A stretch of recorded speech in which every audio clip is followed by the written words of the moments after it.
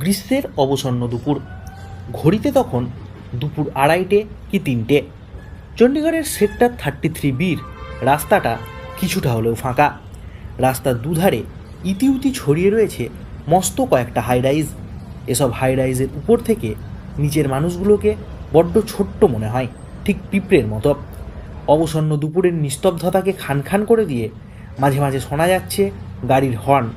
অবশ্য শুধু গাড়ি নয়, ভারী ট্রাক যাতায়াতের শব্দও নিস্তব্ধ দুপুরের মায়াজাল ছিন্ন করার জন্য যথেষ্ট। অথচ গাড়ির হর্ন বা ভারী ট্রাক যাতায়াতের শব্দেও একজনের হুঁশ নেই।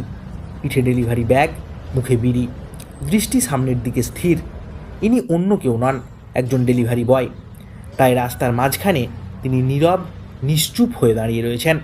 সম্প্রতি এমনই এক ভিডিও ভাইরাল হয়েছে সোশ্যাল মিডিয়ায়।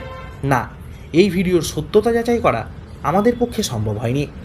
ভিডিওটি ভাইরাল হওয়ার পরই নেটিজেনদের একাংশ আশঙ্কা প্রকাশ করেছেন, ভারতেও জাইলাজিন নামক ভয়ঙ্কর ড্রাগের আমদানি হচ্ছে না তো? এই ড্রাগকে অনেকে জম্বি ড্রাগও বলেন, কারণ কোনো মানুষ এই ড্রাগ গ্রহণ করলে তিনি হাঁটতে পারেন না, এক জায়গায় স্থির হয়ে থাকেন, এমনকি নিজের শরীরের ওপর নিয়ন্ত্রণ হারিয়ে ফেলেন। এক কথায় জম্বির মতো আচরণ করেন। সেই কারণেই এই ড্রাগকে জম্বি ড্রাগ বলে অভিহিত করা হয়। প্রায় 2 ঘন্টা ওই যুবক একইভাবে চণ্ডীগড়ের ওই রাস্তায় দাঁড়িয়েছিলেন। তারপর সাধারণ মানুষের তাকে দেখে সন্দেহ হয়, তারা পুলিশে খবর দেন। পুলিশ এসে উদ্ধার করে ওই যুবককে। তবে নেটিজেনদেরই অন্য অংশ পাশে দাঁড়িয়েছেন ওই যুবকের। তাদের বক্তব্য, ডেলিভারি বয়দের এই অবস্থার কারণ মাত্রা অতিরিক্ত কাজের চাপ। আপনাদের কি মনে হয়?